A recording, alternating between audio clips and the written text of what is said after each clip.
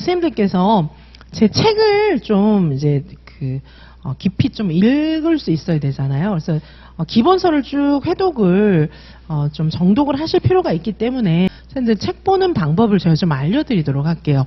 유아교육과정의 운영이다. 만약에 이렇게 본다면 이걸 선생님들께서 그냥 쭉 읽으면은요 자요. 읽다가 근데 이제 책을 읽을 때는 항상 선생님들 공부를 하실 때는 머리를 풀가동시켜야 돼요. 생각하기가 귀찮은 거거든요. 이렇게 막 생각하는 게 너무 귀찮은데 그렇게 공부를 하셔야 돼요. 생각하면서 공부를 해야 되고 그 다음에 강의를 들을 때는 강의 들으면서 이걸 다 끝내야겠다는 생각으로 강의를 들으셔야 돼요. 아니 강의 듣는 것도 시간이 긴데 이걸 또 싸질머지고 와서 내가 이제 강의는 그냥 듣고 새로 내가 공부할 때부터 공부는 시작이다 이렇게 하면 공부를 못해요. 제가 전문가잖아요. 전문가인 제 설명을 들을 때 머리에 제일 잘 들어가는 거예요. 혼자 하는 것보다 당연히 그렇지 않겠습니까? 그래서 제 설명을 들으면서 이거를 다 알아야겠다라는 생각으로 접근하셔야 돼요. 근데 선생님들이 이제 겸손하시니까 아유 내 머리로 어떻게 한번 들으면서 그 시간에 어떻게 다 알겠어. 그러니까 들을 때는 필기만 열심히 하고 새로 공부해야지. 그렇게 생각하시면은 되게 오래 걸립니다. 수험생활이. 선생님들의 시간은 한정되어 있어요. 공부 시간에 집중해서 딱 하시고 그 다음에 책을 볼 때는 어떻게 하시냐면 유아교육과정의 운영이 무슨 뜻인지가 개요에 나와 있는 거예요. 자, 유아교육과정의 운영이라는 게 무슨 뜻인지가 첫째, 둘째, 셋째, 넷째, 다섯째로 정리가 되어 있는 겁니다. 자, 제 책은 어떻게 되어 있습니까? 번호 체계가 1, 이게 가장 큰 번호 체계거든요. 자, 그럼 유아교육과정의 운영에는 처음에 NAYC가 얘기한 게 굉장히 중요한가 보다. 그렇게 생각할 수가 있죠. 그 다음에 이제 NAYC에서 밝히고 있는 그런 구체적인 교육과정 운영 방법은 뭐지? 이렇게 되는 거예요. 자, 그래서 출제하는 사람들은 이 전체적인 컨셉을 보면서 이거를 이해하고 있는지를 보고 문제를 내는 거예요.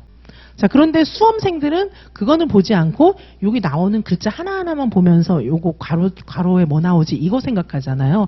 출제하는 사람들은 이 의미를 이해하고 그거를 적용할 수 있는지를 물어요. 유아교육과정의 운영에 대해서 NAYC가 굉장히 중요하구나. 이 사람들이 얘기한 내용을 이제 보는 거예요. 그렇게 하고 전체를 쫙 훑어보는 거예요. 근데 선생님들이 그냥 읽으면서 그냥 읽는 거예요. 이런 개요는 또 읽지도 않아요, 보면은. 그죠? 근데 NAYC의 내용들이 시험에 많이 나오거든요. 그만큼 중요한 거예요. 자, 그렇다면 유아교육과정의 운영에 있어서 이 사람들이 얘기한 거, 발달에 적합한 실제 이런 게 중요했구나 생각할 수가 있겠죠. 자, 그 다음에 그렇다면 유아교육과정의 운영 중에서 주제 접근 그런 통합교육과정이라는 게 있다. 이런 얘기잖아요. 이제 큰 목차가 몇 개가 나가는데 그 중에 하나는 주제 접근 통합교육과정이라는 게 있다는 거구나. 그러면 유아교육과정을 운영할 때 주제 접근, 주제 중심으로 해서 통합적 교육과정으로 운영하는 게 중요한가 보네? 이렇게 생각을 할 수가 있잖아요. 그러니까 이런 방식이 시험에 나오는 거예요. 자, 그러면 주제 접근 통합교육과정을 구성해서 운영한다는 건 어떤 것인가? 첫 번째는 주제를 어떻게 선정하고 배치할 것인가의 문제를 결정해야 되지 않겠습니까? 주제 중심으로 통합적 접근을 하는 거니까.